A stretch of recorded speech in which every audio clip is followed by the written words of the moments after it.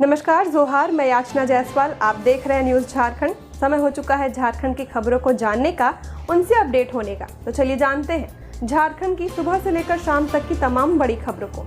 लेकिन उससे पहले यदि आप हमारे चैनल न्यूज़ झारखंड पर नए हैं तो हमारे चैनल को सब्सक्राइब करें और बेल आइकन को प्रेस करें। इससे आपको झारखंड की हर छोटी बड़ी खबर सबसे पहले मिले। तो चलिए जानते हैं झारखंड की तमाम बड़ी खबरों को। चैनपुर अंचल का बड़ा बाबू 5,500 रुपए रिश्वत लेते गिरफ्तार। पलामू एसीबी ने की कार्रवाई। दस्तावेज निकालने के एवज में मांगी थी घूस।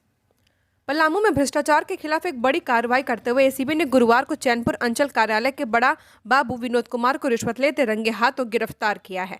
सुबह कार्यालय खुलने के कुछ देर बाद ही एसीबी की विशेष टीम ने यह छापा मारा, जिससे पूरे अंचल कार्यालय परिसर में अफरा तफरी की स्थिति बन गई है। अधिकारियों के अनुसार बड़ा बाबू विनोद कुमार दस्तावेज की नकल निकालने के नाम पर 5,500 रुपए की अवैध वसूली कर रहे थे। एसीबी को एक व्यक्ति ने शिकायत दी थी कि बड़ा बाबू दस्तावेज उपलब्ध कराने के एवज में रिश्वत मांग रहे हैं। टीम ने पहले शिकायत की, जांच की और पाया कि आरोप सही है। सत्यापन के बाद टीम ने योजनाबद्ध तरीके से ट्रैप ऑपरेशन तैयार किया। गुरुवार को जैसे ही आरोपी ने शिकायतकर्ता से 5,500 रुपए लिए, एसीबी टीम ने मौके पर पहुंचकर उन्हें वहीं दबोच लिया। गिरफ्तारी के बाद कार्यालय के कर्मचारियों में भी खलबली मच गई और लोग घटना को लेकर चर्चा करते रहे। गिरफ्तारी के तुरंत बाद एसीबी टीम ने चैनपुर अंचल कार्यालय में तलाशी अभियान चलाकर कई संबंधित दस्तावेज जब्त किए हैं। अधिकारियों का कहना है कि रिश्वत से जुड़े अन्य साक्ष्यों की भी जांच की जा रही है। इसके बाद आरोपी विनोद कुमार को उनके सिंगरा स्थित आवास पर ले जाया गया, जहां टीम ने विस्तृत तलाशी ली। घर में मिले कागजात और सामान को भी जांच के दायरे में रखा गया है। जमशेदपुर के सिद्धगोड़ा मार्केट में आगजनी, 12 से ज्यादा दुकानें राख, लाखों का नुकसान, 25 लाख से ज्यादा के नुकसान का अनुमान। जमशेदपुर के सिद्धगोड़ा मार्केट में बुधवार देर रात लगी भीषण आग ने पूरे इलाके में दहशत फैला दी है। रात करीब 12 बजे बाजार से अचानक धुआं उठने लगा था। देखते ही देखते लपटों ने कई दुकानों और गोदामों को अपनी चपेट में ले लिया। आसपास रहने वाले लोग पहले तो यह समझ नहीं पाए कि क्या हुआ है। कुछ ही मिनटों में आग की तीव्रता बढ़ने लगी तो उन्होंने तुरंत पुलिस और फायर ब्रिगेड को सूचना दी है। आग इतनी तेजी से फैले कि वहां मौजूद 3 बड़े गोदाम और करीब आधा दर्जन खुदरा दुकानें पूरी तरह जलकर राख हो गई। इन दुकानों में कपड़ा, प्लास्टिक आइटम, किराना सामान और इलेक्ट्रॉनिक सामग्री रखी हुई थी। व्यापारियों का कहना है कि आग लगने के चलते 25 से 30 लाख रुपए से ज्यादा का नुकसान हुआ है। कई दुकानों के शटर खोलने की कोशिश की गई, लेकिन भीषण लपटों के सामने कोई प्रयास सफल नहीं हो पाया। स्थानीय लोगों ने बताया कि सूचना देने के बाद भी दमकल की पहली गाड़ी देर से पहुंची। जब तक दमकल मौके पर पहुंचती, आग कई अन्य दुकानों तक फैल चुकी थी। लोगों का कहना है कि समय पर फायर ब्रिगेड पहुंच जाती तो नुकसान काफी कम हो सकता था। आग की लपटें इतनी तेज थी कि मार्केट का लगभग पूरा हिस्सा कुछ ही समय में धधक उठा। लोगों ने अपने स्तर से पानी फेंककर और दुकानें खोलकर सामान निकालने की कोशिश की, लेकिन नाकाम रहे। नीतीश कुमार 10वीं बार बिहार के मुख्यमंत्री। 26 मंत्रियों ने भी शपथ ली। इनमें भाजपा के 14, जदयू के 8, चिराग के 2 मंत्री। नीतीश कुमार ने 10वीं बार बिहार में मुख्यमंत्री पद की शपथ ली है। गांधी मैदान में हुए भव्य समारोह में पीएम मोदी, केंद्रीय गृह मंत्री अमित शाह, बीजेपी अध्यक्ष जेपी नड्डा समेत कई बड़े भाजपा नेता मौजूद रहे हैं। डिप्टी सीएम के रूप में सम्राट चौधरी एवं विजय कुमार सिन्हा ने शपथ ली है। वहीं 26 मंत्रियों ने भी शपथ ली है, जिनमें 14 बीजेपी कोटे से, 8 जदयू से, लोजपा से 2 और कुशवाहा की पार्टी से एक मंत्री बनाया गया है। इस मंत्रिमंडल में एक मुस्लिम चेहरा शामिल है। जदयू ने जमा खान को फिर मंत्री बनाया है। शपथ के बाद पीएम मोदी ने मंच से गमछा हिलाकर लोगों का अभिवादन किया। हरियाणा, असम, गुजरात, मेघालय, यूपी, नागालैंड, उड़ीसा, दिल्ली और राजस्थान के मुख्यमंत्री भी शामिल हुए। मंच पर चिराग पासवान ने मांझी और जेपी नड्डा के पैर छूकर आशीर्वाद लिया। नीतीश कैबिनेट में इस बार नए चेहरों को मौका दिया गया है। रामकृपाल यादव, श्रेयसी सिंह को मंत्रिमंडल में शामिल किया गया है। चिराग की पार्टी से 2 विधायकों को मंत्री बनाया गया है। इसमें संजय सिंह भी शामिल हैं। संजय सिंह महुआ से चुनाव जीते हैं। उन्होंने लालू यादव के बेटे तेज प्रताप को मात दी थी। गिरिडीह के पोबी में भीषण सड़क हादसा, तेज रफ्तार बाइक पोल से टकराई, 2 युवकों की दर्दनाक मौत। दोनों थे घर के कमाऊ सदस्य। गिरिडीह के जमुआ प्रखंड स्थित पोबी गांव में बुधवार की देर रात हुए भयावह सड़क हादसे में रोहित तुरी और चंदन तुरी की जान चली गई है। उनकी बाइक बेकाबू होकर बिजली के खंभे से टकरा गई थी, जिससे दोनों की मौके पर मौत हो गई। स्थानीय लोगों के मुताबिक दोनों युवक किसी निजी काम से शाम को जमुआ गए हुए थे। देर रात लौटने समय पोबी मोड़ से करीब 100 मीटर पहले अचानक बाइक नियंत्रण खो बैठी। तेज रफ्तार में बिजली के पोल से सीधी टक्कर इतनी जबरदस्त थी कि बाइक के परखच्चे उड़ गए। वहीं युवक दूर जाकर गिरा। घटना की आवाज सुनकर ग्रामीण दौड़े, लेकिन तब तक दोनों की सांसें थम चुकी थीं। हादसे की सूचना मिलते ही जमुआ थाना प्रभारी मणिकांत कुमार पुलिस बल के साथ मौके पर पहुंचे। दोनों शवों को कब्जे में लेकर रात में ही थाना ले जाया गया। पुलिस ने बताया कि प्रारंभिक जांच में हादसे का कारण तेज रफ्तार ही पाया गया है। बाइक इतनी तेजी से पोल से टकराई कि किसी तरह की बचने की संभावना नहीं बची। आज सुबह गिरिडीह सदर अस्पताल में पोस्टमार्टम की गई है। इधर बाइक की स्थिति देखकर यह अंदाजा लगाना मुश्किल नहीं था कि टक्कर कितनी भयावह रही होगी। आसपास मिले टायर के निशान भी इस बात की पुष्टि करते हैं कि बाइक बेकाबू होकर फिसलते हुए पोल से जा भिड़ी है। झारखंड में अगले 5 दिन मौसम में बदलाव संभव। हल्का कोहरा, आंशिक बादल, कुछ जगहों पर हल्की बारिश, 2 डिग्री तक गिरेगा पारा। झारखंड में मौसम एक बार फिर करवट लेने वाला है। मौसम विज्ञान केंद्र रांची द्वारा जारी बुलेटिन के अनुसार 25 नवंबर के आसपास का राज्य के कई जिलों में हल्का कोहरा, आंशिक बादल और कुछ जगहों पर हल्की बारिश देखने को मिल सकती है। इसके साथ ही रात के तापमान में 2 से डिग्री सेल्सियस की गिरावट की संभावना भी जताई गई है। विभाग ने साफ किया कि इस अवधि में अधिकांश दिनों में मौसम शुष्क रहेगा, लेकिन उत्तर पूर्वी और दक्षिण पूर्वी हिस्सों में बादल छाने और हल्की गर्जना की स्थिति बन सकती है। झारखंड के सभी हिस्सों में अगले 2 दिन मौसम शुष्क रहने का अनुमान है। इन दोनों दिनों में किसी भी जिले में बारिश की संभावना नहीं है। अधिकतम तापमान 27 से 28 डिग्री सेल्सियस और न्यूनतम 13 से 14 डिग्री सेल्सियस के आसपास बना रह सकता है। 22 और 23 नवंबर को राज्य के पूर्वी सिंहभूम, पश्चिमी सिंहभूम, सरायकेला खरसावां, पाकुड़ और साहिबगंज समेत कई जिलों में अधिकांश बादल छाने और कहीं कहीं हल्की गर्जन के साथ बूंदाबांदी की संभावना है। मौसम विभाग ने बताया कि बादल बढ़ने से रात के तापमान में गिरावट दर्ज हो सकती है। न्यूनतम तापमान 12 डिग्री सेल्सियस तक पहुंचने के आसार है। वहीं हवा की गति भी सामान्य से थोड़ी ज्यादा रह सकती है। 24 और 25 नवंबर को मौसम फिर से शुष्क होने का अनुमान है। सुबह हल्का कोहरा छाएगा और दिन चढ़ने के साथ धूप निकलेगी। रात के तापमान में गिरावट जारी रहेगी और यह 12 डिग्री सेल्सियस तक आने की संभावना है। इस अवधि में दिन का तापमान 27 डिग्री सेल्सियस के आसपास रहने की उम्मीद है। मौसम केंद्र का कहना है कि आगामी 2 दिनों में सुबह और रात की ठंड और बढ़ सकती है। उत्तर और मध्य झारखंड में सुबह के समय हल्की शीतलहर जैसी स्थिति भी बन सकती है। जमताड़ा के जंगल से साइबर गैंग का भांडाफोड़, 6 अपराधी गिरफ्तार, फर्जी सिम फोन सहित कई सामग्री बरामद।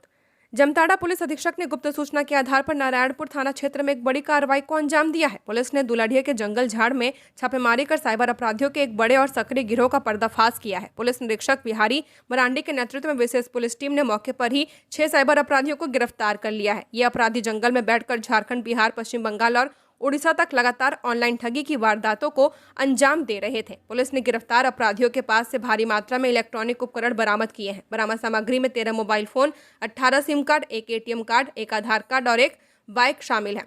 गिरफ्तार सभी अभियुक्त जमताड़ा जिले के विभिन्न गांवों से हैं। पुलिस के अनुसार यह गिरोह धोखाधड़ी का एक विशेष तरीका अपना रहा था। वे खासकर बंधन बैंक सहित कई बैंकों के ग्राहकों को कॉल करते थे और उन्हें यह कहकर डराते थे कि उनका क्रेडिट डेबिट कार्ड बंद होने वाला है और उन्हें नया कार्ड लेना होगा। एक बार जब ग्राहक डर जाता था तो अपराधी उसके मोबाइल पर स्क्रीन शेयरिंग ऐप डाउनलोड करवा लेते थे। इस ऐप के माध्यम से वे ग्राहकों के OTP, card number, CVV pin और बैंक बैलेंस जैसी सभी गोपनीय जानकारी प्राप्त कर उनके खातों को तुरंत खंगाल देते थे।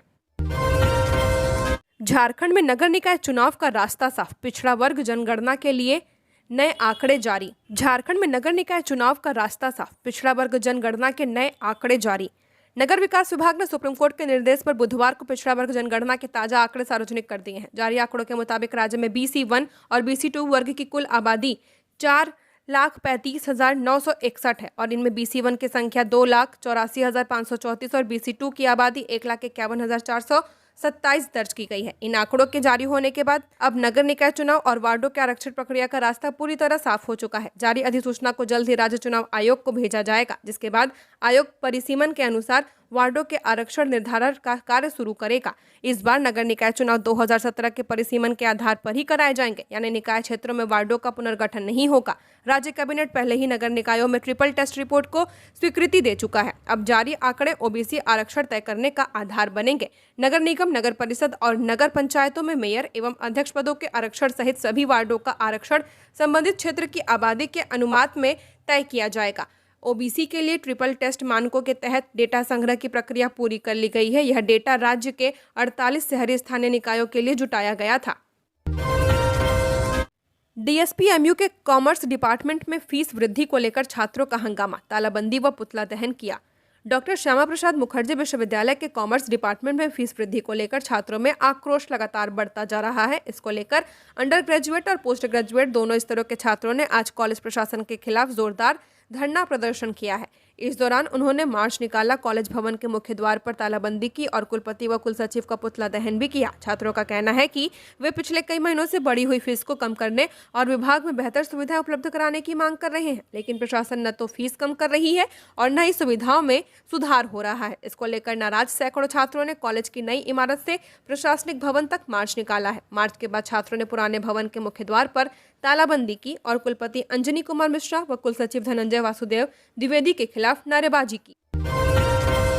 2 बाइक की जोरदार टक्कर, हादसे में 2 युवकों की गई जान, 2 गंभीर घायल। पलामू के छतरपुर में जपला जाने वाली मार्ग पर खेंद्रा गांव के पास लरमी घाटी में बुधवार की शाम एक भीषण सड़क दुर्घटना हो गई, जहां 2 बाइक की आमने सामने टक्कर हो गई। इस दर्दनाक हादसे में दोनों बाइक चला रहे युवकों की घटनास्थल पर मौत हो गई, जबकि उनके पीछे बैठे 2 युवक गंभीर घायल हो गए हैं। घटना की सूचना मिलते ही स्थानीय पुलिस तुरंत मौके पर पहुंची और ग्रामीणों की मदद से राहत एवं बचाव कार्य शुरू किया गया।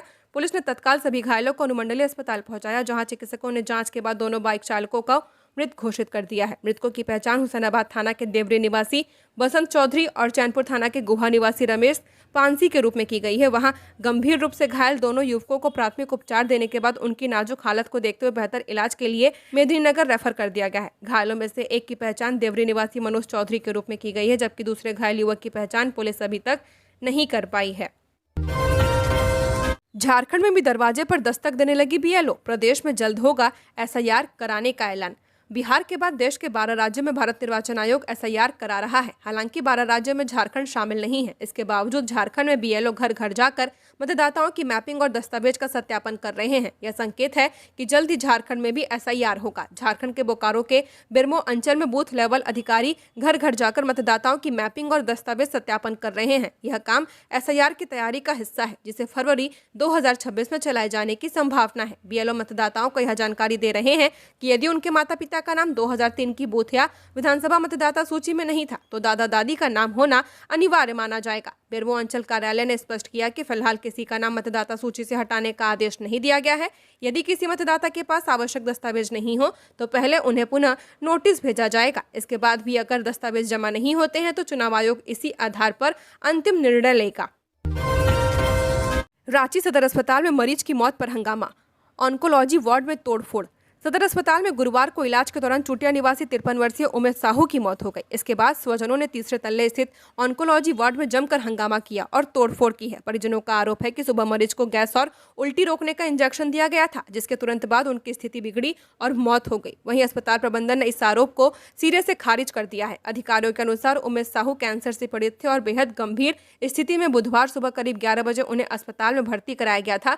प्रबंधन का कहना है कि डॉक्टरों द्वारा जो दवाएं लिखी गई वही दी गई और गैस या उल्टी की दवा से मौत होना संभव नहीं है। हंगामे की सूचना मिलते ही पुलिस मौके पर पहुंची और स्थिति को नियंत्रित किया। झारखंड में द्वितीय अनुपूरक बजट की तैयारी तेज, विभागों को 27 नवंबर तक ऑनलाइन भेजने होंगे प्रस्ताव। झारखंड सरकार ने द्वितीय अनुपूरक बजट की प्रक्रिया को लेकर सभी विभागों को कड़े निर्देश जारी कर दिए हैं। वित्त विभाग द्वारा 19 नवंबर 2025 को जारी पत्र के अनुसार सभी विभागों को अपने अनुपूरक बजट प्रस्ताव 27 नवंबर 2025 तक हर हाल में ऑनलाइन भेजना अनिवार्य है। झारखंड विधानसभा का शीतकालीन सत्र 5 दिसंबर से शुरू हो रहा है, इसलिए सरकार इससे पहले अनुपूरक बजट को अंतिम रूप देना चाहती है। वित्त विभाग का स्पष्ट निर्देश है कि वित्तीय वर्ष 2025-26 के द्वितीय अनुपूरक बजट के लिए सभी आवश्यक और तत्काल जरूरत वाले प्रस्ताव भेजे जाएं। केवल वही योजनाएं शामिल होंगी जिनके लिए वास्तविक आवश्यक व्यय जरूरी है। केंद्र प्रायोजित योजनाओं में राज्य केंद्र शेयरिंग पैटर्न स्पष्ट किए जाएं। नई योजनाएं केवल तभी शामिल होंगे जब वे विधिवत अनुमोदित हैं। प्रस्ताव भेजने का माध्यम केवल ऑनलाइन होगा। 5 दिसंबर से शुरू होने वाले शीतकालीन सत्र के दौरान ही सरकार द्वितीय अनुपूरक बजट पेश करेगी। इसी कारण सभी विभागों से समय पर प्रस्ताव भेजने के निर्देश दिए गए हैं। हाल रिम्स का, रात में ठिठुरन, गंदी चादर में सोने को मरीज विवश, कंबल भी नहीं मिल रहा।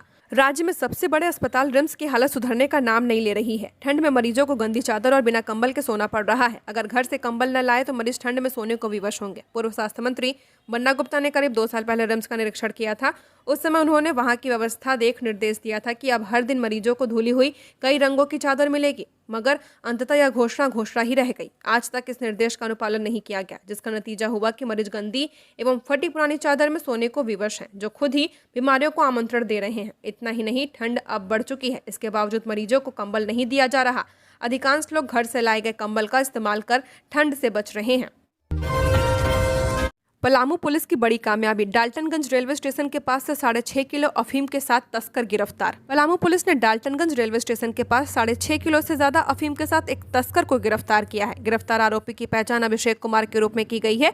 उसके पास से पुलिस ने 6 किलो 523 ग्राम अफीम, एक बलेनो कार और एक मोबाइल फोन बरामद किया है। यह पूरी कार्रवाई पुलिस अधीक्षक कृष्णा रमेशन के निर्देश पर तथा एसडीपीओ मणिभूषण के आदेशानुसार शहर थाना प्रभारी ज्योतिलाल रजवार के नेतृत्व में गठित एक विशेष टीम द्वारा की गई है। पुलिस जांच में खुलासा हुआ कि अभिषेक कुमार लंबे समय से अफीम की खरीद बिक्री में सक्रिय था। वह मुख्य रूप से पलामू चतरा बॉर्डर से अफीम खरीदता था और फिर डाल्टनगंज में उचित दामों पर बेचता था। पुलिस सूत्रों के अनुसार इस अवैध कारोबार में पंजाब और राजस्थान जैसे राज्यों से खरीदार पलामू तक आते थे। आरोपी इस अफीम को लगभग 5 लाख रुपए प्रति किलोग्राम की दर से बेचने की फिराक में था। गिरफ्तारी के समय पुलिस ने उसके पास से मिली बलेनो कार और मोबाइल फोन को जब्त कर लिया है। पुलिस का कहना है कि इन्हें अवैध कारोबार को सुचारू रूप से चलाने के लिए उपयोग किया जाता था। जांच में अभी सामने आया कि अभिषेक कुमार पर पहले भी कई मामले दर्ज किए जा चुके हैं, जिससे स्पष्ट होता है कि वह एक आदतन तस्कर है। मैट्रिक एवं इंटर परीक्षा शुल्क में की गई बढ़ोतरी अविलंब वापस की जाए, आजसू ने की मांग। अखिल झारखंड छात्र संघ के एक प्रतिनिधिमंडल ने झारखंड एकेडमिक काउंसिल के अध्यक्ष डॉक्टर नटवा हांसदा के नाम ज्ञापन सौंपते हुए जैक के सचिव जयंत कुमार मिश्रा से वार्तालाप कर अपनी बात रखी है। यह ज्ञापन में 10th और 12th की परीक्षा फीस में की गई बढ़ोतरी को कम करने के लिए सौंपा है। आजसू ने ज्ञापन के माध्यम से कहा कि जैक की ऑफिशियल वेबसाइट के माध्यम से यह जानकारी प्राप्त हो रही है कि साल 2025-26 में आयोजित होने वाली मैट्रिक और इंटर की परीक्षा शुल्क में परिषद द्वारा वृद्धि की गई है। झारखंड राज्य में पहले से ही लाखों विद्यार्थी छात्रवृत्ति से वंचित हैं। ऐसी परिस्थिति में परीक्षा शुल्क में की गई यह बढ़ोतरी छात्रों एवं उनके अभिभावकों के ऊपर एक अतिरिक्त आर्थिक बोझ के रूप में पड़ेगी। आजसू छात्र संघ की ओर से आपका ध्यान इस ओर आकृष्ट कराते हुए विनम्र आग्रह किया जाता है कि साल 2025-26 के मैट्रिक इंटर परीक्षा शुल्क में की गई बढ़ोतरी को तत्काल वापस लिया जाए तथा शुल्क को पूर्ववत रखा जाए। यदि शुल्क वृद्धि को वापस नहीं लिया गया तो पार्टी के छात्र संघ विद्यार्थियों के हित में आंदोलन करने के लिए बाध्य होंगे। रांची में ई रिक्शा चलाना पड़ेगा महंगा, ये कमी हुई तो सीधा 15,000 जुर्माना। झारखंड की राजधानी रांची में बड़ी संख्या में बिना लाइसेंस के ही चालक ई रिक्शा का परिचालन कर रहे हैं। इसका खुलासा तब हुआ जब रांची ट्रैफिक पुलिस ने अभियान चलाया। पुलिस की ओर से बुधवार को शहर भर में चलाए गए अभियान के दौरान 15 ई रिक्शा चालकों को पकड़ा गया था। उन चालकों के वाहन के कागजातों की जाँच की गई तो पाया गया कि उनके पास लाइसेंस नहीं है। इन चालकों की गाड़ियों को पुलिस ने जब्त किया है। उन चालकों पर पुलिस ने जुर्माना भी किया है। ट्रैफिक एसपी राकेश सिंह ने पकड़े गए चालकों को सख्त निर्देश दिया कि वे बिना ड्राइविंग लाइसेंस के ई रिक्शा का परिचालन नहीं करें। अभियान के दौरान पुलिस की टीम ने 4 बिना रजिस्ट्रेशन वाले ई रिक्शा चालकों पर भी जुर्माना किया है। ट्रैफिक एसपी ने कहा कि यह अभियान लगातार जारी रहेगा। ट्रैफिक एसपी राकेश सिंह ने कहा कि सभी चालकों से रजिस्ट्रेशन व परमिट लेकर ही वाहन चलाने की अपील की है। यह भी कहा कि अगर वह बिना परमिट गाड़ी चलाते हैं तो उन पर जुर्माना किया जाएगा। धनबाद का मैकेनिकल इंजीनियर म्यांमार में बंधक, $5,000 देने के बाद भी नहीं किया गया मां को अब सरकार से आस। धनबाद में भूली न्यू आजाद नगर के रहने वाले मैकेनिकल इंजीनियर मोहम्मद साहबजेब रहमान को म्यांमार में बंधक बना लिया गया है। मुक्त कराने के लिए उसकी मां से $5,000 की मांग की गई है। मां निशांत अफरोज ने गहने बेचकर और कर्ज लेकर फिरौती की रकम भी बैंक में ट्रांसफर कर दी, लेकिन बेटा अब तक वापस नहीं लौटा है। मां ने एम्बेसी, होम मिनिस्टर समेत उच्च अधिकारियों को पत्र के माध्यम से बेटे की रिहाई की मांग की है। मां को सरकार पर पूरा भरोसा है, वह बेटे के वापस लौटने का इंतजार कर रही हैं। अभियोजन उप निर्देशक पद पर नियुक्ति का सुनहरा मौका, जानिए साक्षात्कार एवं नियुक्ति की प्रक्रिया। गृह विभाग के अंतर्गत अभियोजन निर्देशालय में उप निर्देशक के पद पर नियुक्ति के लिए साक्षात्कार 11 दिसंबर को सुबह 10 बजे से झारखंड लोक सेवा आयोग में आयोजित किया जाएगा। साक्षात्कार से पहले अभ्यर्थियों के प्रमाण पत्रों की जांच 27 नवंबर को होगी। आयोग के अनुसार अभ्यर्थियों को डाक द्वारा कॉल लेटर नहीं भेजा जाएगा। संबंधित अभ्यर्थी प्रमाण पत्रों की जाँच के लिए कॉल लेटर आयोग की वेबसाइट से डाउनलोड कर सकेंगे। प्रमाण पत्रों की जाँच के लिए आमंत्रित अभ्यर्थियों की अभ्यर्थिता औपबंधिक है। प्रमाण पत्रों की जांच के क्रम में अभ्यर्थियों द्वारा उपलब्ध कराए गए प्रमाण पत्रों अभिलेखों के आधार पर साक्षात्कार के लिए अभ्यर्थिता निर्धारित की जाएगी। विज्ञापन में निर्धारित शर्तों के आधार पर साक्षात्कार के लिए चयनित अभ्यर्थियों की सूची बाद में प्रकाशित की जाएगी। 100 करोड़ में बना पॉलिटेक्निक कॉलेज 13 साल से बंद, शिक्षक छात्र के बिना खंडहर बनता विशाल परिसर। हजारीबाग के सदर प्रखंड के सिलावर खुर्द में करीब 100 करोड़ रुपए की लागत से बना राजकीय पॉलिटेक्निक कॉलेज 10 साल बाद भी शुरू नहीं हो पाया है। 1 दशक पहले तैयार हुआ यह विशाल परिसर अब खंडहर में बदलने लगा है। 2012 से 13 में भवन पूरी तरह तैयार हो गया था, लेकिन निर्माण पूरा होने के बाद आज तक एक भी क्लास नहीं लग पाई है। न शिक्षक नियुक्त हुए, न प्राचार्य तैनात और न ही छात्र यहां तक पहुंच पाए हैं। 2023-24 के लिए सरकार ने नामांकन और संचालन का नोटिफिकेशन जारी किया था, लेकिन यह कागजों तक ही सीमित रहा। तकनीकी शिक्षा विभाग की वेबसाइट पर दिशा निर्देश अपलोड हुए, लेकिन जमीन पर कोई कार्रवाई नहीं की गई। ऑनलाइन पोर्टलों पर यह कॉलेज संचालित दिखाया जाता है, जबकि वास्तविक स्थिति इससे बिल्कुल उलट है। लैब बंद, क्लासरूम बंद, हॉस्टल वीरान, सुरक्षा व्यवस्था नाम मात्र और इमारतों में टूट फूट शुरू हो चुकी है। संचालन ठप रहने के कारण कॉलेज परिसर का उपयोग बीएसएफ, होमगार्ड और एनसीसी के प्रशिक्षण के लिए किया जाता रहा है। जीएससीए स्टेडियम में जीएससीए 25 नवंबर से टिकट उपलब्ध कराने की तैयारी में, आधिकारिक घोषणा आज। रांची के जीएससीए स्टेडियम में 30 नवंबर को भारत और दक्षिण अफ्रीका के बीच होने वाले एक दिवसीय मैच की तैयारियां अंतिम चरण में है। जीएससीए प्रबंधन आम लोगों को टिकट कब और कैसे मिलेगा, इसकी जानकारी गुरुवार को उपलब्ध कराएगा। इधर विश्वस्त सूत्रों के अनुसार 25 नवंबर से आम दर्शकों के लिए टिकट उपलब्ध कराने की तैयारी की जा रही है। टिकट ऑनलाइन और ऑफलाइन दोनों माध्यम से खरीदे जा सकेंगे। टिकट की कीमत सबसे कम 1200 रुपए और अधिकतम 12,000 रुपए रखी गई है। जीएससीए सदस्य 23 नवंबर को जमशेदपुर के किनन स्टेडियम और 24 नवंबर को जीएससीए के एमएस धोनी पवेलियन से सुबह 10 बजे से शाम 5 बजे तक टिकट और पास प्राप्त कर सकते हैं। दर्शकों की सुविधा और सुरक्षा को ध्यान में रखते हुए सभी व्यवस्थाएं पूरी कर ली गई हैं। क्रिकेट प्रेमियों में इस मैच को लेकर खासा उत्साह देखा जा रहा है। स्टेडियम दर्शकों से भरा रहने की बात कही जा रही है। होटल प्रबंधन ने बताया कि 27 नवंबर को दोनों टीम के खिलाड़ी रांची पहुंचेंगे। इससे पहले होटल रेडिसन ब्लू में खिलाड़ियों के ठहरने के इंतजाम किए जाने लगे हैं। खिलाड़ियों के लिए खाने पीने का मेन्यू भी तैयार किया जा रहा है। सभी खिलाड़ियों का स्वागत फोक म्यूजिक के साथ किया जाएगा। साउथ अफ्रीका के खिलाड़ियों के लिए सैल्मन फिश, ग्रीक योगर्ट, नट सीड्स, इंग्लिश वेजिटेबल की व्यवस्था रहेगी। वहीं भारतीय खिलाड़ियों के लिए नॉन स्पाइसी इंडियन रेगुलर भोजन रहेगा। इनमें चावल, दाल, मटन, चिकन आदि शामिल होंगे। अक्टूबर में 362 करोड़ की कमाई, नई एक्साइज पॉलिसी से बढ़ी सरकार की कमाई। झारखंड में नई उत्पाद नीति का असर तेजी से दिखाई दे रहा है। अक्टूबर 2025 में राज्य सरकार को शराब बिक्री से 362 करोड़ रुपए का रिकॉर्ड राजस्व मिला है। उत्पाद विभाग ने इस माह के लिए 354 करोड़ रुपए का लक्ष्य तय किया था, जिसके मुकाबले विभाग ने 102% उपलब्धि हासिल कर ली है।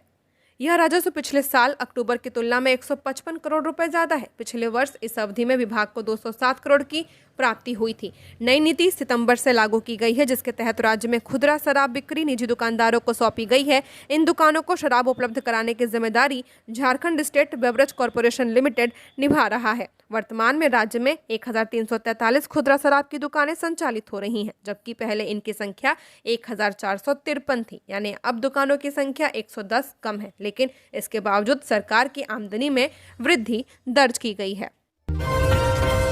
राज्य स्थापना दिवस पर बेतला में राष्ट्रीय स्तर का भव्य कव्वाली कार्यक्रम, सलमान अली और रईस अनीस सबरी ने बांधा समा। झारखंड राज्य स्थापना दिवस के उपलक्ष्य में बुधवार की रात बेतला में पूर्व राज्यसभा सांसद धीरज प्रसाद साहू एवं विधायक रामचंद्र सिंह के संयुक्त तत्वाधान में राष्ट्रीय स्तर के भव्य कव्वाली एवं संगीत कार्यक्रम का आयोजन किया गया। कार्यक्रम ने जहां सांस्कृतिक विविधता को एक मंच पर सजाया, वहीं हजारों की भीड़ देर रात तक संगीत की सुरमई महफिल में झूमती रही। कार्यक्रम का औपचारिक उद्घाटन राज्य के वित्त मंत्री राधाकृष्ण किशोर, स्वास्थ्य मंत्री इरफान अंसारी, प्रदेश कांग्रेस अध्यक्ष कमलेश किशोर महतो, राज्यसभा सांसद धीरज प्रसाद साहू, विधायक रामचंद्र सिंह एवं उप विकास आयुक्त द्वारा दीप प्रज्वलित कर संयुक्त रूप से किया गया था। मंच पर बॉलीवुड के मशहूर गायक एवं इंडियन आइडल विजेता सलमान अली तथा सूफी गायक रईस अनीस सबरी की प्रस्तुति ने श्रोताओं को मंत्रमुग्ध कर दिया। रांची के 70 जगहों पर अड्डेबाजी करने वालों के खिलाफ चला अभियान। राजधानी रांची में बुधवार की रात अड्डेबाजी करने वालों के खिलाफ पुलिस ने अभियान चलाया है। एसएसपी राकेश रंजन के आदेश पर जिले के सभी थाना प्रभारी और डीएसपी ने करीब 70 जगहों पर अड्डेबाजी करने वालों के खिलाफ विशेष अभियान चलाया। इस दौरान 183 लोगों को पकड़ा गया है। उन्हें हिदायत देकर छोड़ दिया गया। जिन जगहों पर अड्डेबाजी के खिलाफ अभियान चलाया गया उनमें नामकुम, कांके, बिरला मैदान, विद्यानगर, नरकोपी, लालपुर, हरमू सहित 70 से ज्यादा स्थान शामिल हैं। इस दौरान बेवजह जमा होकर अड्डेबाजी करने वाले कई युवकों को पुलिस ने खदेड़ कर भगाया है। साथ ही कई लोगों को हिदायत देकर छोड़ दिया गया है। पुलिस पदाधिकारियों ने अड्डेबाजी करने वाले लोगों से सख्त लहजे में कहा कि अगली बार इस तरह का अड्डेबाजी करने पर जेल भेज दिया जाएगा। जमशेदपुर में सांस्कृतिक कार्यक्रमों के बीच संवाद 2025 का भव्य समापन, 9 प्रतिभागियों को प्रदान किया गया फेलोशिप। जमशेदपुर के गोपाल मैदान में आयोजित संवाद 2025 का समापन बुधवार को विविध चर्चाओं, अनुभव, साझेदारी और सांस्कृतिक प्रस्तुतियों के बीच भव्य रूप से हुआ। अंतिम दिन आयोजित सत्रों ने आदिवासी समुदायों की परंपराओं, ज्ञान प्रणालियों और समकालीन चुनौतियों से जूझने की क्षमता पर केंद्रित विमर्श को नई दिशा दी है। कला एवं हस्तशिल्प सत्र में डिजाइन, प्रस्तुति और नवाचार की भूमिका पर चर्चा की गई। आदिवासी उपचार पद्धतियों पर केंद्रित सत्र में भोजन के औषधीय गुणों और पारंपरिक ज्ञान की वैज्ञानिकता पर विचार किया गया। समुदाय के साथ हुए सत्र में उन विचारों और कहानियों को रेखांकित किया गया जो आदिवासी पहचान और भविष्य की सांस्कृतिक दिशा तय करते हैं। समापन के अवसर पर टाटा स्टील फाउंडेशन ने संवाद फेलोशिप 2025 के लिए 9 फेलो के चयन की घोषणा की है। चयन 572 आवेदनों में से किया गया, जिनमें 25 राज्यों और 2 केंद्र शासित प्रदेशों की 122 जनजातियों का प्रतिनिधित्व शामिल था। इसमें विशेष रूप से कमजोर जनजातीय समूह से 10 आवेदक सम्मिलित थे। फाउंडेशन ने पूर्व वर्षों की कई पूर्ण हो चुकी फेलोशिप परियोजनाओं का भी उल्लेख किया, जिनके अंतर्गत महत्वपूर्ण सांस्कृतिक दस्तावेजीकरण तैयार हो चुका है। गिरिडीह में जमीन विवाद को लेकर 2 पक्षों में हिंसक झड़प, 15 लोग घायल। सिसरी थाना क्षेत्र के रतनगडूरा में पिछले कुछ दिनों से चल रहे विवाद ने बुधवार को हिंसक रूप ले लिया। विवाद को लेकर यहां 2 पक्षों के बीच जमकर मारपीट हो गई है। इस मारपीट में दोनों पक्षों से लगभग 15 लोग घायल हो गए हैं। मिली जानकारी के अनुसार जमीन संबंधित मामले को लेकर यहां 2 पक्ष लंबे समय से आमने सामने चल रहे थे। मामले में पहले भी प्राथमिकी दर्ज की जा चुकी है। बताया जाता है कि बुधवार को इस मामले को लेकर तिसरी के अंचलाधिकारी अखिलेश्वर प्रसाद रतनगडूरा गांव पहुंचे थे। इसी दौरान दोनों पक्ष आमने सामने हो गए। इसके बाद दोनों पक्षों के बीच जमकर ईंट पत्थर और लाठी डंडे चले हैं, जिसमें लगभग 15 लोग घायल बताए जा रहे हैं। ये थी झारखंड की टॉप बड़ी खबरें। ऐसे ही झारखंड की हर छोटी बड़ी खबरों को जानने के लिए हमारे चैनल न्यूज़ झारखंड को सब्सक्राइब करें। धन्यवाद।